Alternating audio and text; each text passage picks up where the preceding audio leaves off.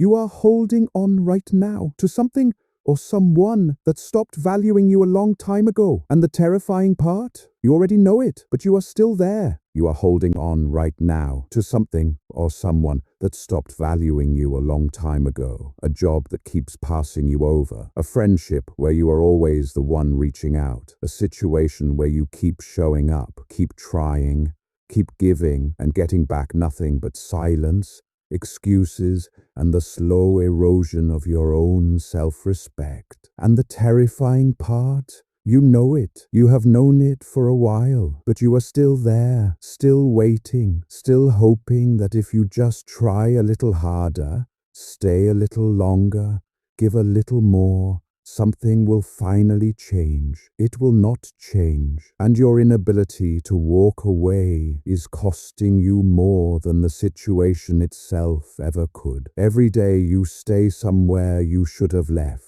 Every day you hold on to something that has already let go of you. You are making a statement about your own worth. You are telling the world, and more importantly, telling yourself that this is the best you can do, that you cannot afford to lose this, that you are not strong enough to survive without it. And the people around you, whether they are conscious of it or not, they feel that. They sense the desperation, and desperation is the single most powerful repellent in any human dynamic. The men who are most respected, most pursued, most valued, they are not the men who try the hardest to hold on. They are the men who are most willing to let go. And that willingness, that quiet, unshakable readiness to walk away from anything that does not meet their standard, is not coldness. It is not cruelty. It is the deepest form of self-respect a man can demonstrate. There is a philosopher who understood this architecture of power better than almost anyone who ever lived. His name was Epictetus, born a slave, beaten, broken physically, and yet he became one of the most psychologically free men in recorded history, because he discovered something that his captors could never take from him, the ability to choose his own response to any circumstance. He wrote, "Make the best use of what is in your power,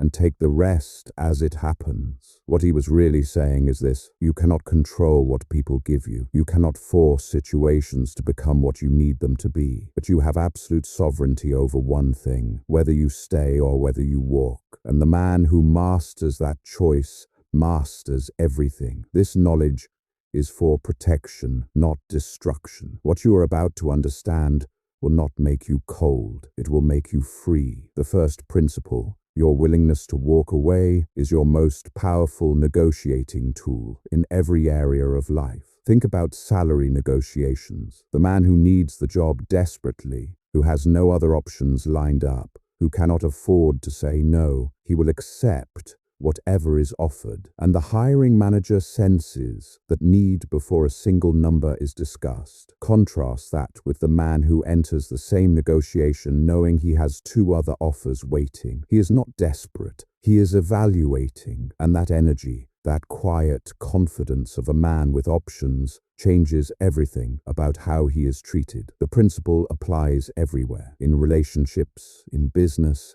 in friendships. The moment you need something so badly that you cannot imagine surviving without it, you have handed all your power to whoever controls access to it. Start building options in every area of your life, not as backup plans, as a declaration of your own value. Drop this in the comments. The moment I became willing to walk away was the moment everything shifted in my favor. The second principle: leaving is not losing. This is the lie that keeps men trapped. That walking away means you failed. That walking away means they won. That staying, regardless of the cost, is strength. And leaving is weakness. It is exactly backwards. Staying in a situation that diminishes you, that disrespects you, that drains your energy and returns nothing. That is not loyalty. That is self-destruction, dressed up as commitment. Think about the man who stays in a toxic workplace for years because he is afraid of what starting over might look like. Meanwhile, every year he stays, he becomes a little more defeated, a little more conditioned to accept less, a little more convinced that this is simply what work feels like. The man who walks,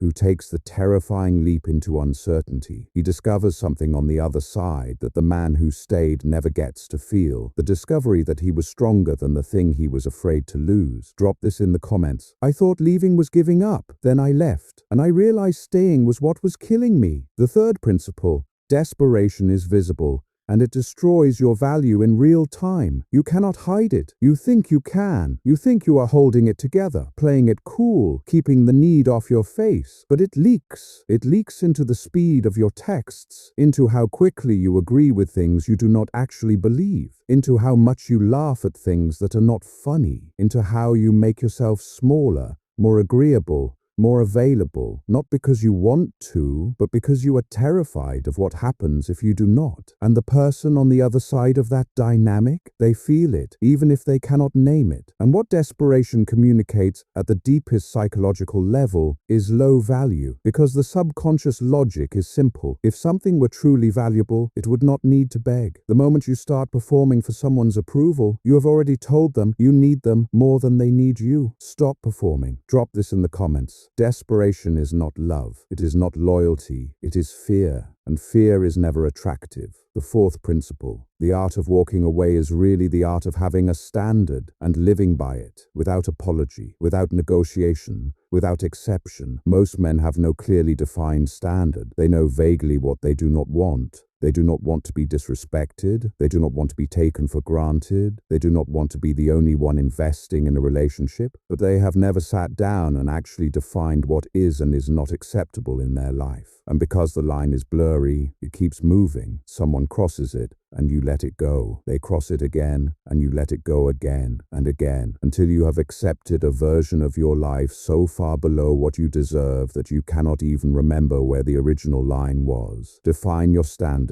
Write it down if you have to, and the next time someone crosses it, do not argue. Do not explain. Do not give a speech. Simply adjust your level of access and investment accordingly. People learn what you will accept by watching what you do, not by listening to what you say. The fifth principle, silence after walking away, is the loudest statement you will ever make. Most men, when they decide to walk away, cannot resist the urge to explain themselves, to justify the decision, to make sure the other person understands exactly why this is happening and what they did wrong. It feels necessary. It feels like closure. But what it actually does is invite negotiation. It opens the door back up. It signals that you are still emotionally engaged, that you still care enough to need them to understand. True power is not in the explanation. It is in the disappearance. When you walk away quietly, when you simply stop being available without drama, without announcement, without a final speech, the silence itself becomes a message that is impossible to ignore. The absence of you becomes louder than anything you could have said. Drop this in the comments. I stopped explaining my exit. The silence did more than any argument ever could. And now, feel the weight of everything you have been carrying